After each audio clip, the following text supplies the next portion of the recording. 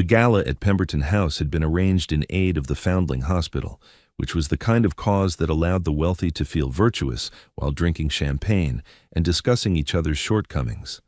300 guests filled the candlelit rooms, moving between the ballroom and the supper room and the long gallery where paintings had been hung for auction.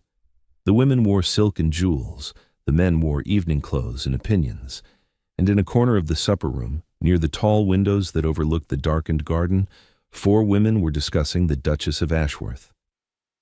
"She is his greatest mistake," said Lady Fairfax.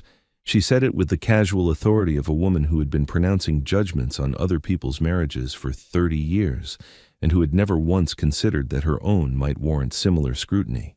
She held a glass of champagne in one hand and a small plate of oysters in the other, and she delivered her verdict in the particular tone that London society reserved for truths that were understood to be universal. The match was incomprehensible from the beginning. A duke of his standing, his fortune, his connections, marrying a woman with no family, no dowry, and no particular beauty. His mother must have been appalled. "His mother was dead by then," said Mrs. Cavendish, who was sitting beside Lady Fairfax, and who contributed to most conversations by correcting other people's facts. "She died the year before. If she had been alive, it never would have happened." "Precisely my point," Lady Fairfax said. "Without his mother's guidance, he made a catastrophic error of judgment. The girl was a governess, for heaven's sake, a governess in the home of Lord Pemberton's younger brother. She had no connections, no accomplishments, no training for the kind of life a duchess is required to lead. And now, look at her." She gestured with her champagne glass toward the ballroom, where the Duchess of Ashworth was visible through the open double doors, standing near the edge of the dance floor in a gown of deep green silk. She stands at the side of every event. She barely speaks. She has made no effort to cultivate friendships among the women whose support she requires. She has hosted precisely 1 dinner in 2 years of marriage, and it was, by all accounts, a disaster. The soup was cold, the conversation was worse, and half the guests left before the pudding. "I heard the footman dropped a tureen," added Lady Spencer, who was the youngest of the 4, and who participated in gossip with the eager enthusiasm of someone who had not yet learned to disguise her appetite for it. "I heard the Duchess attempted to discuss philosophy at the table," said the 4th woman, Mrs. Aldrich, who was older than the others and who delivered this observation as though discussing philosophy were roughly equivalent to committing arson. "Philosophy? At a dinner party? The woman has no understanding of what is expected of her." "She has no understanding of anything," Lady Fairfax agreed. "She is his greatest mistake, and the tragedy is that he is too proud to acknowledge it. He defends her. He brings her to events like this one, where she stands in corners looking lost, and he expects us to pretend that she belongs here." Lady Fairfax took a sip of champagne. "She does not belong here. She never will." The Duke of Ashworth was standing 11 feet away, behind a marble pillar, with his back to the 4 women and his hands clasped behind him. He had been there for approximately 4 minutes. He had come to the supper room to find his wife, who had excused herself from the ballroom 10 minutes earlier, with the quiet explanation that she needed air, and who he had expected to find near the windows, where she usually positioned herself at large events, because the proximity to fresh air helped her manage the particular anxiety that crowds produced in her, and that she had never, in 2 years of marriage, admitted to anyone except him. He had not intended to eavesdrop. He had simply arrived at the pillar at the moment Lady Fairfax had begun her assessment, and he had stopped, and he had listened, because what he was hearing was not gossip in the usual sense. It was not speculation or rumor or the idle cruelty of bored women.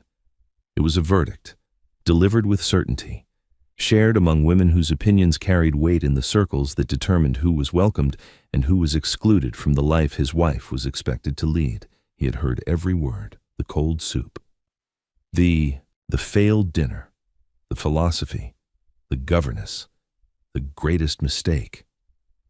He stood very still behind the marble pillar. His jaw was set. His hands, clasped behind his back, were gripping each other with enough force that his knuckles had gone white, and he was thinking, with the cold, precise fury of a man who had spent his entire adult life navigating the exact social machinery that was now being deployed against his wife, about what he was going to do next. The Duke of Ashworth, Lord James Ashworth, 36 years old, had married Eleanor Briggs 2 years ago in a ceremony so small and so private that it had generated more gossip through its absence of spectacle than most weddings generated through their excess of it. 12 guests, a country church, no announcement in the papers until 3 days after the fact, by which time the rumors had already metastasized into a dozen competing narratives, each more lurid than the last. She was pregnant, she was blackmailing him. She had bewitched him with some rural charm that would wear off within the season. She was the illegitimate daughter of a foreign prince. She was nobody. The truth was considerably simpler and considerably more difficult for London society to process than any of the rumors. The truth was that James Ashworth had fallen in love. He had fallen in love with a woman who was, by every metric that London society used to evaluate women, entirely wrong. Eleanor Briggs had been born in Shropshire, the daughter of a clergyman who had died when she was 14, and a mother who had died 2 years later. She had been raised, after her parents' deaths, by an aunt of modest means who had educated her well, but who had not been in a position to provide the kind of social introduction that would have given Eleanor access to the world she was now expected to inhabit. Eleanor had become a governess at 19. She had been employed by Lord Pemberton's younger brother, Mr. Arthur Pemberton, to educate his 3 daughters at his estate in Wiltshire. She had been good at it.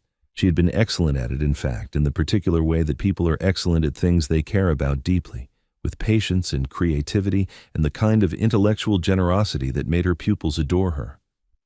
The eldest Pemberton girl, Charlotte, who was 12 when Eleanor arrived, had been considered by her family to be a difficult child, sullen, uncooperative, prone to fits of temper that disrupted the household.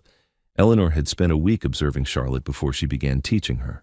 She had noticed that the girl was not sullen but bored, that her temper was not willfulness but frustration, and that what Charlotte needed was not discipline but challenge. Eleanor had given her Euclid, not the simplified version that was considered appropriate for girls, but the real text in translation with problems that required genuine mathematical thought. Charlotte had been transfixed. Within 6 months, she was the most engaged student Eleanor had ever taught, and within a year, she was correcting errors in her brother's university mathematics with a casual competence that horrified her mother and delighted her father. This was what Eleanor did. She looked at people, really looked, and she saw what they needed, and she gave it to them with the quiet, undemanding generosity of someone who believed that every mind deserved to be taken seriously. It was, James would later reflect, the quality that had made him fall in love with her. It was also the quality that London society was least equipped to recognize or value. James had met her during a visit to the Pemberton estate. He had been there for the shooting and had stayed for the conversation, because Eleanor, who had been dining with the family in the informal manner of a governess who was treated more as a member of the household than as a servant, had made an observation about Wordsworth during dinner that had stopped him mid-sentence.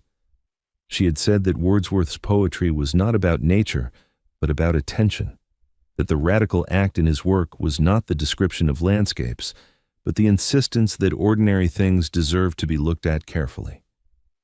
James, who had read Wordsworth at Oxford, and had formed the standard gentleman's opinion that the poetry was pleasant but unremarkable, had found himself reconsidering everything he had previously thought about it in the space of 30 seconds. They had talked for an hour after dinner. They had walked in the garden the following morning and talked for 2 more hours. They had corresponded for 3 months after his return to London, letters that grew progressively longer and more personal, and that James kept in a locked drawer in his study because they contained, in Eleanor's careful handwriting, the most honest and intelligent observations about art, literature, philosophy, and human nature that he had ever encountered. He had proposed by letter. She had accepted by letter.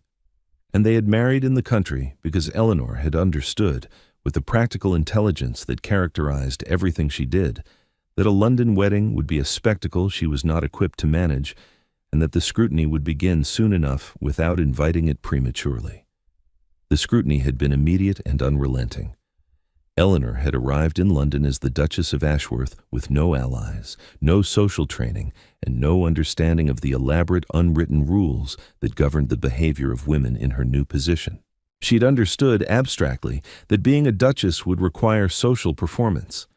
What she had not understood was the scale of it, the morning calls that had to be made in specific order, the invitations that had to be answered within specific time frames, the elaborate hierarchy of who sat where at dinner and who was acknowledged first at balls and who could be spoken to before they had spoken to you. She had made mistakes. She had made many mistakes, each one catalogued and circulated through London's drawing rooms with the efficient cruelty of a system designed to identify and punish outsiders. She had worn the wrong dress to Lady Pemberton's music hall, a simple muslin gown that would have been perfectly appropriate in Wiltshire, but that, in a London drawing room filled with silk and satin, marked her immediately as someone who did not understand the rules. She had curtsied incorrectly to a marchioness at her first ball, bending too deeply, which was a gesture reserved for royalty and which had produced a ripple of barely suppressed amusement among the women who witnessed it. She had used the wrong fork at a dinner hosted by Lady Cavendish, the fish fork for the meat course, and she had seen Mrs. Cavendish notice, and she had seen Mrs. Cavendish lean toward her neighbor and whisper, and she had understood in that moment that every error she made would be observed, recorded, and distributed. She had failed to return Lady Fairfax's morning call within the requisite 3 days.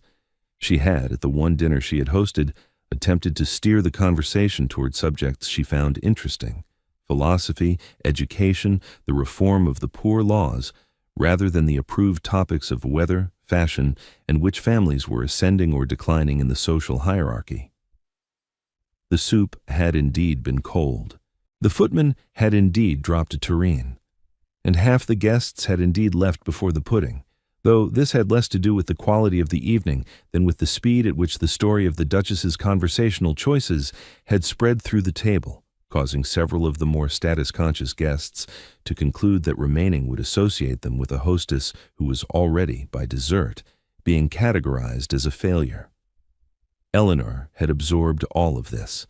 She had absorbed it the way she absorbed everything, quietly, carefully, with the particular attention of a woman who had spent her life learning to read rooms and adapt to circumstances that were not of her choosing. She had not complained to James. She had not wept in front of him. She had simply become, over the course of 2 years, progressively quieter at social events, standing in corners near windows, speaking when spoken to, retreating into the careful invisibility of a woman who had concluded that her presence in these rooms was a problem she could not solve, and that the safest strategy was to take up as little space as possible. James had watched this happen. He had watched the woman whose conversation had stopped him mid-sentence at a dinner table in Wiltshire become a woman who barely spoke at all in London, and he had felt the slow, grinding guilt of a man who had married someone for her mind and then placed her in a world that punished her for using it. He had told himself that it would get better, that society would adjust, that Eleanor would find her footing. He had been wrong. And now, standing behind a marble pillar in the supper room at Pemberton House, listening to 4 women describe his wife as his greatest mistake, he understood with absolute clarity that the adjustment he had been waiting for was never going to come from society. It was going to have to come from him. He stepped out from behind the pillar. He did not announce himself. He simply walked forward into the space where the 4 women were sitting, and he stood there until Lady Fairfax looked up and saw him. The color drained from her face with a speed that suggested she had calculated, in the space of a single second, exactly how much of her conversation he might have overheard, and had arrived at the worst possible answer. "Your Grace," she said. Her voice had the bright, strained quality of a woman attempting to sound delighted while internally composing her last will and testament. "What a pleasure. We were just—" "I know what you were just," the Duke said. His voice was quiet. It was the particular kind of quiet that does not need volume, because it carries authority of a different kind, the authority of a man whose displeasure has tangible consequences. "I heard every word." Silence. Mrs. Cavendish set down her plate. Lady Spencer's face went the color of fresh cream. Mrs. Aldridge developed a sudden interest in the pattern of the tablecloth. "You described my wife," the Duke continued, "as my greatest mistake. You said she does not belong here. You said she has no understanding of what is expected of her." He paused. "I would like to offer a correction." Lady Fairfax opened her mouth. The Duke did not give her the opportunity to fill it. My wife is the former Miss Eleanor Briggs of Shropshire. She is the daughter of a clergyman and the most intelligent person I have ever met. Before our marriage, she educated 3 children with such skill that all 3 of them can now read Latin, discuss natural philosophy, and conduct a conversation of substance, which is more than I can say for the majority of the women in this room, including the 4 of you." Lady Fairfax's champagne glass tilted dangerously. She came to London with no connections, no social training, and no preparation for the kind of cruelty that passes for conversation among people who have nothing more interesting to discuss than other people's marriages. She has been mocked for her clothes. She has been excluded from morning calls. She has been punished for the unforgivable crime of attempting to discuss ideas at a dinner table. His voice had not risen. It did not need to.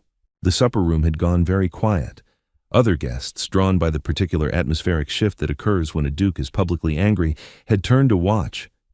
"And despite all of this," the duke said, "she has conducted herself with more grace, more patience, and more dignity than anyone in this room has had the decency to notice. She has not complained. She has not retaliated. She has not done any of the things that you, Lady Fairfax, would certainly have done if you had been subjected to the same treatment."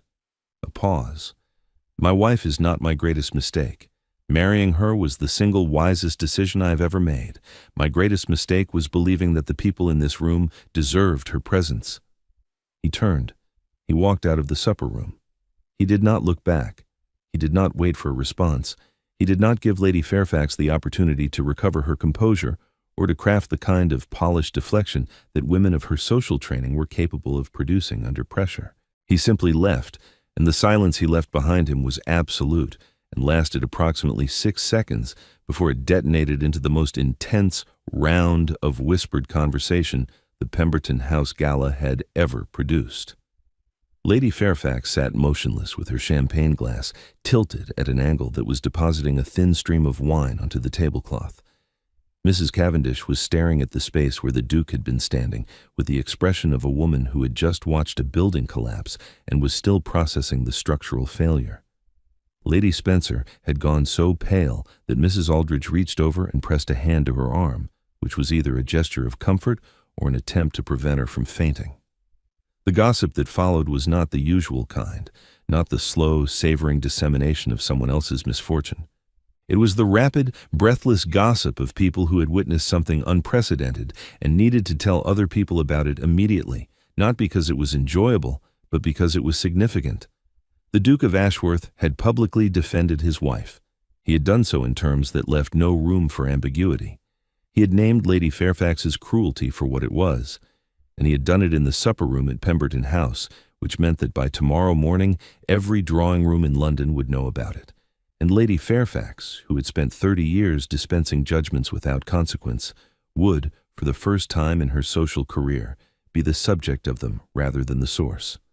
The Duke found Eleanor exactly where he expected to find her, near the windows in the ballroom, standing slightly apart from the other guests, her hands clasped in front of her and her expression arranged in the careful neutral mask she wore at every social event. She was watching the dancing. She was beautiful in her green silk gown, though she did not know it, because no one had told her so in 2 years except James, and she had concluded that his opinion was biased. "James," she said when he reached her. She could read his face the way she read everything, carefully, attentively, with the particular precision of a woman who had been trained to notice things that other people overlooked. "What has happened?" "We are leaving," he said. "Now?" "Now." She did not argue. She did not ask why. She simply took his arm, and they walked out of the ballroom together, past the guests who were already beginning to register their departure, past the entrance hall where the footmen scrambled to retrieve their cloaks, and out into the cold night air where the carriage was waiting. They did not speak during the ride home. James sat with his jaw set and his hands gripping his knees. Eleanor sat beside him, watching his profile in the passing lamplight, waiting. She was good at waiting. She had been waiting for 2 years. When they arrived at the Ashworth townhouse in Grosvenor Square, James helped her down from the carriage and walked her inside and stood in the entrance hall and said, "I owe you an apology." "For what?" Eleanor asked. "For bringing you to London, for expecting you to navigate a world that was designed to exclude you, for standing by while people who are not worth a fraction of your intelligence or your kindness made you feel that you were not enough. Eleanor looked at him. She looked at him with the same careful attention she had given him that first evening at the Pemberton estate, when she had made her observation about Wordsworth, and he had stopped mid-sentence and realized that he was in the presence of someone who saw the world more clearly than he did.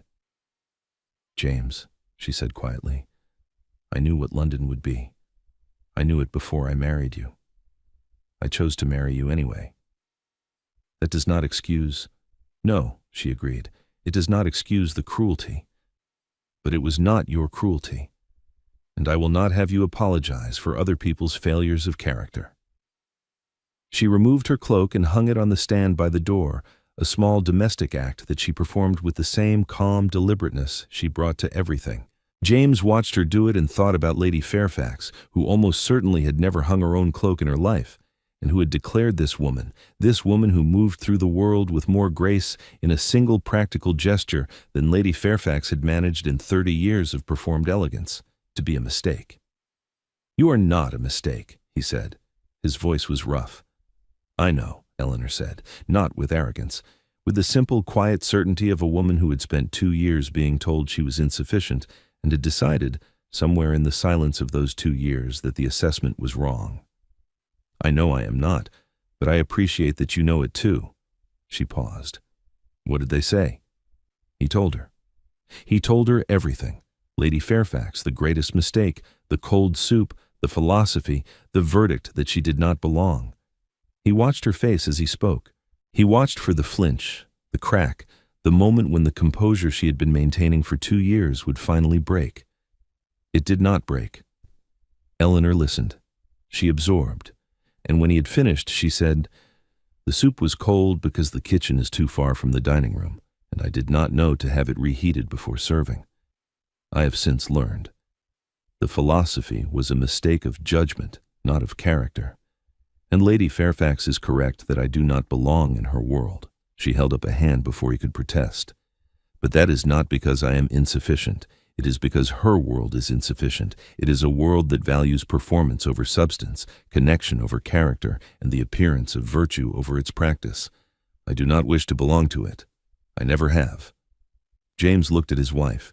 He looked at the woman who had been standing in corners at galas for 2 years, absorbing insults she never repeated, and managing anxiety she never admitted, and who was now standing in their entrance hall, telling him, with perfect calm, that the world that had rejected her was the one that was lacking. "What do you want?" he asked. "I want to stop pretending," Eleanor said. "I want to stop attending events where my presence is tolerated but not welcomed. I want to stop making morning calls to women who despise me and hosting dinners for people who will mock me before the carriage has left the drive. I want to live the life I actually want, not the life that a duchess is supposed to want." "And what life is that?" "A quieter one," she said, "at Ashworth Park, with the library and the garden and the tenants who actually seem to like me, with time to read and think and perhaps to write. I have been thinking about writing, about education and how children learn, which is the only subject I know enough about to have something useful to say." She looked at him. "And with you, if you are willing to have a wife who is a duchess in name but a governess in temperament." James crossed the entrance hall. He took her hands. "I married you because you told me Wordsworth was about attention," he said. "I did not marry you so that you could make morning calls to Lady Fairfax." Eleanor smiled. It was a small smile, but it was real, and it was the first real smile he had seen from her in months. "Then we are agreed," she said. "We are agreed." They left London the following week. The packing took 3 days. Eleanor directed it with the calm efficiency that she brought to every practical task, sorting through 2 years of accumulated London possessions and deciding with brisk clarity what would come to Ashworth Park and what would be left behind. Most of the evening gowns stayed. The books came. The writing desk came. A small watercolor that a tenant's daughter had given her at Christmas came, carefully wrapped in cloth and placed in Eleanor's own trunk rather than in the household luggage.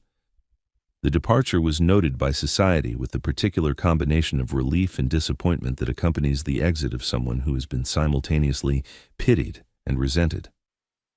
Lady Fairfax declared that the Duchess had retreated to the country, because she could not manage London, which was accurate in the way that a clock with only one hand is accurate. It told part of the truth while missing the mechanism entirely. The fuller truth was that Eleanor had not retreated. She had chosen. She had looked at two possible lives, one in which she continued to perform a role she was not suited for in a city that did not want her, and one in which she built something real in a place where she could be useful. And she had chosen the second with the same quiet, decisive clarity with which she had once chosen to teach Charlotte Pemberton mathematics instead of embroidery. At Ashworth Park, Eleanor came alive. It was not a dramatic transformation. She did not suddenly become gregarious or socially confident or any of the things that London had demanded of her. She became instead more fully herself. She reorganized the estate library, which had been neglected for a generation, cataloging every volume and creating a lending system for the tenants.